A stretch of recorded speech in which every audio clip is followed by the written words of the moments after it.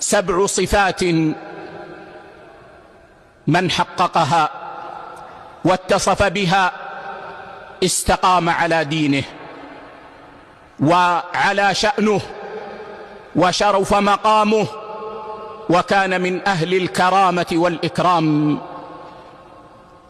إنها خلال من اتصف بها حلت في قلبه الطمأنينة وسكنت نفسه السكينة. أولها تقوى الله، وثانيها السمع والطاعة لمن ولاه الله أمرنا في غير معصية الله، وثالثها التمسك بالسنة والحذر من البدعة، حفظ أمانة وصدق حديث وحسن خليقة وعفة مطعم، فصارت الخلال 7. والله الذي لا إله إلا هو جمعت الخيرات كلها.